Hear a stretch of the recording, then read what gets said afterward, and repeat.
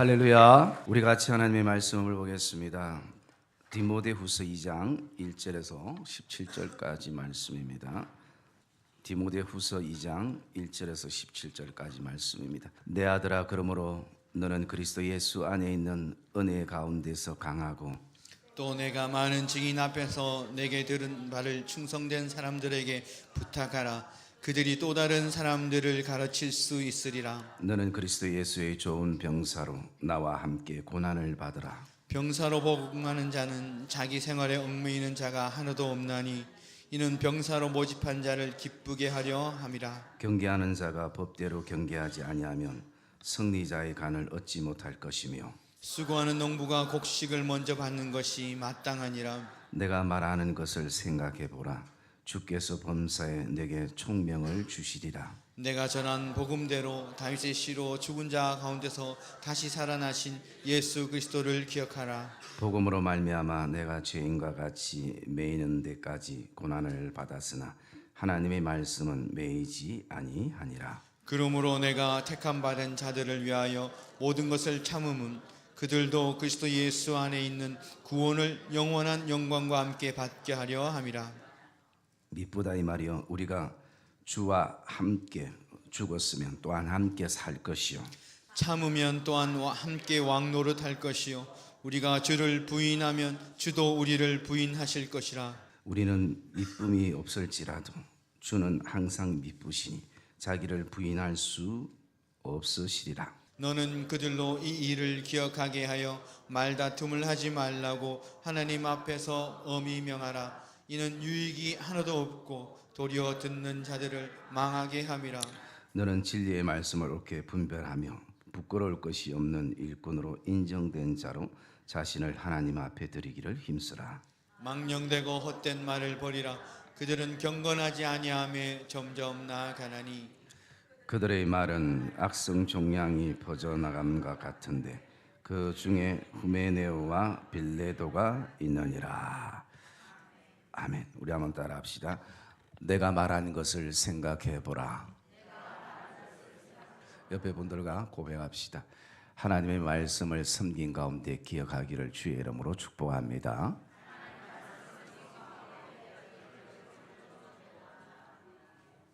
올 한 해도 하나님이 우리에게 주신 믿음과 은혜 속에서 사랑하고 귀한 성도들의 귀한 섬김을 통하여 하나님께는 영광이 되고 또 교회 안에는 기쁨이 되었음을 생각하며 또 담임 목사로서 모든 섬김이들에게 감사의 뜻을 전합니다. 그러면서 또 우리가 내년에 우리 안에 어떻게 내년은 섬길 것인가에 대한 그런 많은 도전과 생각들을 가슴 안에 오늘 직분 임명을 통해서 품게 되어질 것입니다.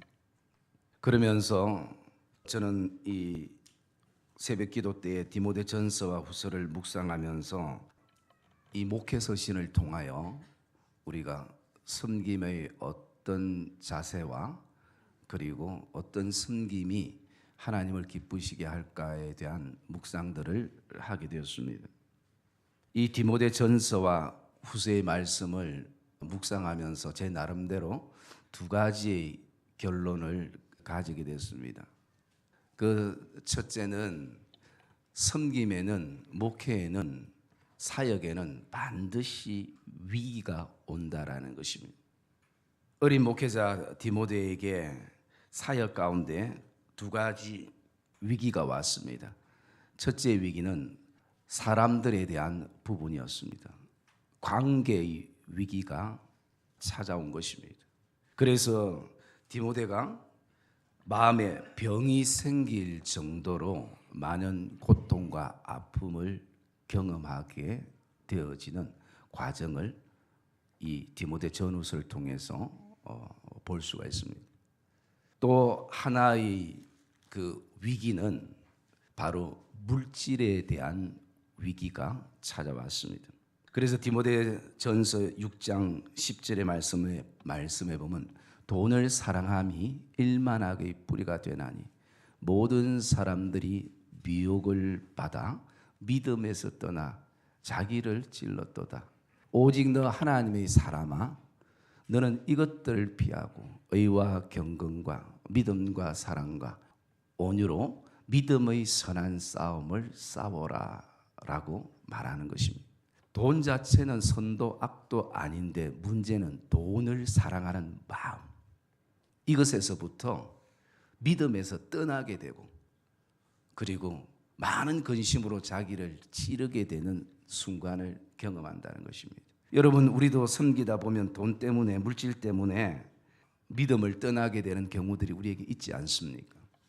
이 두 가지 위기가 바로 섬김과 사역 가운데는 반드시 어떤 형태로든 섬김이들에게 찾아온다는 것을 말씀해 주고 있습니다. 그러면서 바울은 이런 어떤 사역과 섬김 속에서 어떻게 섬겨 나갈 것인가에 대한 교훈을 우리에게 주고 있는데요. 그 첫째가 13절의 말씀에 보면, 1장 13절에 보면 너는 그리스도 예수 안에 있는 믿음과 사랑으로서 섬기기를 원하는 것입니다. 믿음과 사랑. 여러분, 우리의 섬김은 항상 믿음을 통해서 섬겨져야 됩니다. 왜냐하면 하나님은 믿음을 통해서만 기뻐 받으시기로 작정하셨기 때문입니다. 그런데 제가 이 섬김 속에 돌아보니까 섬기면 섬길수록 믿음이 커져야 되는데 섬기면 섬길수록 내 생각이 자꾸 커지더라는 것입니다. 이게 참 힘든 것이에요. 내 생각과 내 경험, 아무것도 모를 때는 그냥 말씀대로 순종하며 이렇게 나갔는데 뭔가 조금 이제 눈 뜨면서 보면 어느 순간부터 믿음보다는 내 생각이 훨씬 더 커버린 것이. 그리고 모든 섬김에는 밑바탕이 언제든지 사랑이 흘러야 되는 것이. 그래서 믿음으로 섬긴다는 것은 무엇을 말하고 있는가? 그것은 1장 12절에 보면 내가 믿는 자를 내가 알고 또한 내가 의탁한 것을 그날까지 그가 능히 지키실 줄을 확신함이라. 그래서 믿음이라는 것은 두 가지입니다. 하나님을 내가 섬김을 통해서 알아가는 것이. 그리고 두 번째는 모든 것을 하나님 앞에 맡기는 것입니다. 여러분, 사역은, 섬김은 하나님 앞에 모든 것을 맡기는 가정이 되기를 주님의 이름으로 축복합니다. 사도 바울이 이렇게 힘들어하는 디모데를 향해서 이런 얘기를 합니다.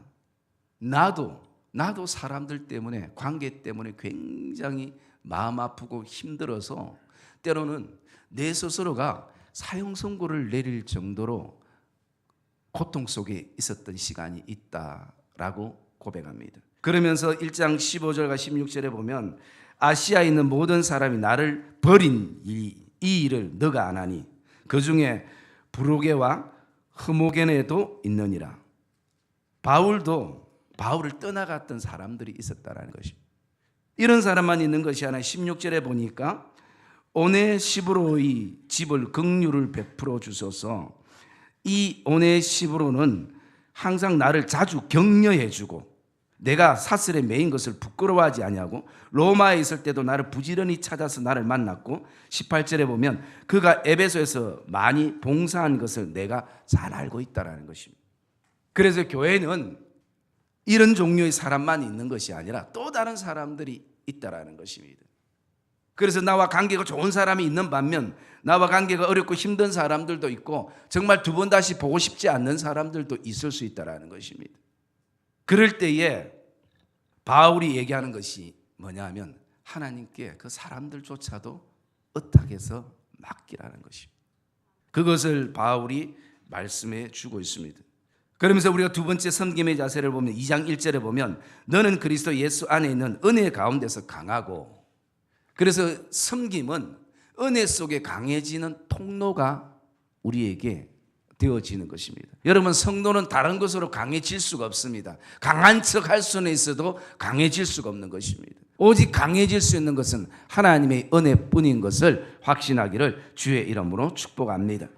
그리고 세 번째는 2절에 있는 것처럼 충성된 사람에게 부탁하라 라는 것입니다. 그들도 다른 사람을 가르칠 수 있느니라. 한마디로 사람을 키워야 된다는 것입니다. 함께 동력하면서 오늘도 사람들을 키워 나가는 그것이 필요하다는 것입니다. 그리고 또 네 번째로는 4절에 보면 이는 병사로 모집된 자를 기쁘게 하려 함이라 라는 것입니다. 그래서 우리를 부르신, 우리를 모집한 사람을 기쁘게 하는 이것이 섬김이들의 자세인 것입니다. 오늘 뒤에 직분임명도 있고 순서가 많아서 제가 지금 뼈대만 말씀을 드리고 다음에 말씀을 통해서 하나씩 좀 풀어서 말씀을 나누려고 합니다. 그러면서 또 다섯 번째는 중요한 것이 병사나 경계하는 자나 농부의 그 공통점은 인내하는 데 있는 것입니다. 그래서 인내가 필요하다는 것, 섬김에는 인내가 필요하다는 것입니다. 그리고 여섯 번째는 이 세 부류의 공통점은 항상 어떤 목적과 목표가 있다라는 것입니다. 그리고 일곱 번째는 10절 말씀에 보면 그러므로 내가 택함을 받은 자들을 위하여 모든 것을 참음은, 일곱 번째는 섬김 속에는 참아야 되는 것입니다. 참음이 굉장히 중요합니다. 그래서 나의 참음이 그 기준이 뭐가 되는가? 3번 참았다, 10번 참았다, 그것까지 참았다, 이런 어떤 횟수나 경험이 아니라 8절에 보면 예수 그리스도를 기억하라. 히브리서 12장 1절에 보면 그렇게 말씀하고 있습니다. 믿음의 주에 온전케 하신 예수를 바라보자. 그는 십자가의 그 부끄러움을 개의치 아니하시고 하나님의 뜻을 쫓아서 십자가를 지셨다라는 것입니다. 그래서 우리의 참음의 기준은 예수 그리스도가 되어야 될 줄 믿습니다. 그분이 나를 향해 참으셨던 것처럼. 그리고 여덟 번째는 14절에 보니까 너는 그들로 이 일을 기억하게 하여 말다툼을 하지 말라고 하나님 앞에서 엄히 명하라. 이는 유익이 하나도 없고 도리어 듣는 자들을 망하게 함이라. 여러분, 사역과 섬김에 있어서는 최대한 말다툼을 줄여야 되고 안 해야 되는 것입니다. 왜냐하면 이는 유익이 하나도 없다라는 것입니다. 여러분, 우리 섬김과 사역은 일이 목적이 되지 않기를 주의 이름으로 축복합니다. 하나님의 영광과 사람이 목적이 되어야 되는 것입니다. 왜 말다툼이 일어나는가? 거기에는 세 가지입니다. 첫째는 내가 더 크다는 것을 나타내고 싶은 마음이 거기에 있는 것입니다. 내가 더 똑똑하고 내가 더 맞다, 내가 더 옳다, 이런 어떤 부분들이 그 안에 담겨져 있는 것입니다. 그리고 두 번째, 요즘 이 시대에 가장 위험한 어떤 성향, 그것은 자기 감정 중심이라는 것입니다. 자기 감정이 상하면 아무것도 하지 않는 것입니다. 기분이 좋고 또 자기 뜻대로 될 때는 앞장서서 뭐든 하다가 한순간 감정이 상하고 자기 마음에 들지 않고 하면은 모든 것을 손 놔버리는 것입니다. 여러분, 옛날에 믿음의 선배는 절대 그래야 하지 않았습니다. 믿음의 선배들은 정말 주님 바라보면서 그렇게 믿음의 섬김의 사역들을 감당해 온 것을 우리는 기억해야 하는 것입니다. 요즘 세상 돌아가는 거 보면 어떻습니까? 자기 감정이 상하면 아무 일도 아닌데 사람까지 죽여버리는, 이게 이 시대예요. 그들이 덜 배워서 그렇습니까? 그들이 덜 알아서 그렇습니까? 아니에요. 뭐냐면 자기 감정 중심. 여러분, 신앙생활에 이것이 굉장히 위험한 것입니다. 섬김과 사역엔 더 위험한 것입니다. 거기서부터 뭐가 나오냐면 말다툼이 일어나는. 그래서 이것이 17절에 보면 그들의 말은 악성 종양이 퍼져나감과 같다라는 거죠. 물론 여기에 그들의 말이라는 것은 진리를 어긋나는 말들을 말하고 있습니다. 그래서 우리가 좀 더 경각심을 가지기 위해서 제가 말씀을 드리면, 오늘 우리의 어떤 말들은 분명히 선한 영향력을 끼치거나 악한 영향력을 끼치게 되어 있다는 것입니다. 그래서 섬길 때는요, 우리가 정말 기쁨으로 감사함으로 섬기고, 그리고 그 섬김 속에는 우리가 그 말을 내가 어떻게 해야 하는가를 자꾸 생각해야 되는 것이. 여러분, 바른 말 하는 게 중요한 게 아닙니다. 우리는 항상 그러죠. 내가 틀린 말 했나? 맞는 말 맞아요. 그런데 더 중요한 것은 어떻게 말하는가? 말의 지혜가 필요한 것이. 왜냐하면 그 말에는 감정이 실리고 함께 가고 은혜가 함께 가기 때문에. 여러분, 교회에서 틀린 말 하는 사람 제가 한 번도 못 봤습니다. 그런데 왜 많은 상처와 아픔이 말을 통해서 가지는가? 우리가 놓치는 것은 어떻게 표현하는가? 오늘 새벽에도 말씀을 드렸지만 여러분, 하나님 말에 대한 지혜를 달라고 우리가 기도해야 되는 것이에요. 많은 부분은 기도하는데 왜 우리 그 부분은 기도하지 못하는지 모르겠어요. 여러분, 저와 여러분들이 말에 대한 지혜를 달라고 기도하기를 주의 이름으로 축복합니다. 내가 말할 것도 중요하지만 어떻게 말할 것인가? 이게 여러분, 힘들고 또 지치고 낙심된 사람들을 어떻게 말하는가에 따라서 다시 세워주고 격려하는 것이죠. 그래서 오늘 17절에 보면 악성 종양과 같이 퍼지게 하는 사람이 후메네오와 빌레도가 있느니라. 여러분, 하나님의 그 생명책에, 사역책에, 섬김의 책에 여러분들이 좋은 일로, 선한 일로 이름이 기록되기를 주의 이름으로 축복합니다. 제발 나쁜 예가 안 됐으면 좋겠어요. 얼마나 가슴 아픕니까? 18절의 말씀을 보니까 진리에 관하여는 그들이 그릇되었도다. 부활이 이미 지나갔다 하므로 어떤 사람들의 믿음을 무너뜨리느니라. 여러분, 섬김과 사역은 믿음을 더 서로 세워주고 서로 같이 동력자로 믿음의 손을 잡고 나가는 그것이 은혜가 되고 기쁨이 되어지, 내가 섬기는 그 섬김을 통해서 도리어 사람들의 믿음이 무너진다면 이 얼마나 가슴 아픈 일입니까? 여러분, 저와 여러분의 사역과 섬김은 사람들의 믿음이 세워지는, 무너졌던 믿음도 다시 세워지는, 예배가 무너진 것도 다시 그 예배가 살아나는 그런 역사가 저와 여러분의 섬김의 현장이 되기를 주님의 이름으로 축복합니다. 그리고 마지막 하나는 우리가 그러면 이런 어떤 말다툼과 이런 분열이 사라지기 위해서는 어떻게 섬겨야 되는가? 그것은 24절의 말씀에 보면 이렇게 말하고 있습니다. 주의 종은 마땅히 다투지 아니하고 모든 사람에 대하여 온유하며 가르치기를 잘하며 참으며 라는 것입니다. 그래서 우리가 어떻게 섬길 것인가? 온유함으로 섬겨야 됩니다. 여러분, 이 온유함은 성품이 온순하고 좀 다정다감하고 따뜻함도 있지만 성경적인 그 온유함은요, 그 원어적인 것에 뜯어보면 야생마를 길들이다라는 의미가 있습니다. 그 얘기는 야생마는 힘이 있고 그리고 잘 달리고 그리고 아주 인물도 좋은, 어떻게 바라보면 흠잡을 데 없는 말이 야생마입니다. 그런데 문제는 뭐냐면 훈련이 안 돼서 자기 마음대로 날뛰는 것이.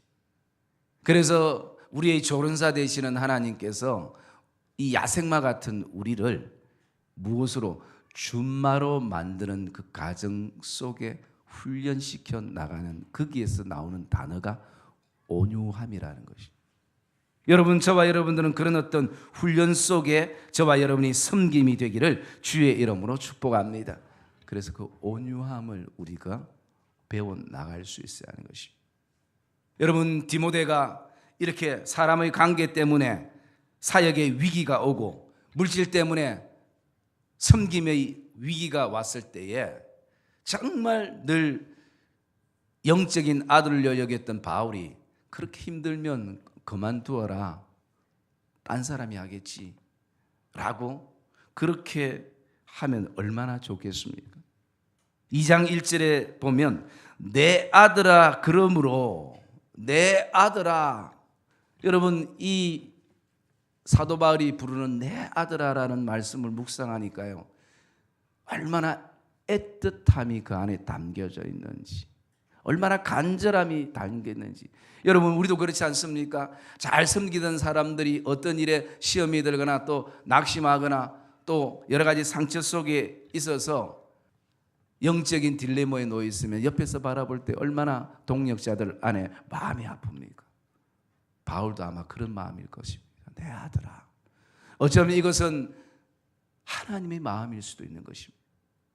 그 힘들어하고 아파하고 고통스러워하고 이러지도 저러지도 못하고 있는 디모데를 향해서 하나님께서 내 아들아, 내 딸아, 내가 모든 것을 다 안다. 너는 그래도 그리스도 예수 안에 그 은혜 속에서 강하고 나와 함께 복음과 함께 고난을 받아라. 여러분, 바울이 디모데를 향해서 권면하는 것은 포기하지 말고 뒤로 물러서지 말고 그 위기가 다시 한번 하나님 앞에 찾아온 기회로 복음과 함께 고난을 받으라. 한마디로 견디라는 것입니다. 사랑의 믿음의 성도님들, 저와 여러분 분명 섬김의 어떤 그 시작들이 우리가 선한 마음, 믿음의 마음, 좋은 마음으로 출발되지만 반드시 그 속에 어떤 순간에도 어떤 모양으로 위기가 올 것입니다. 내년 한 해를 우리가 섬김과 그리고 사역의 장에 서 있을 때에 저와 여러분들이 오늘 꼭 이 말씀들을 가슴에 품고 정말 하나님의 기쁨이 되어지는 복된 섬김이들이 되시기를 주님의 이름으로 축복합니다.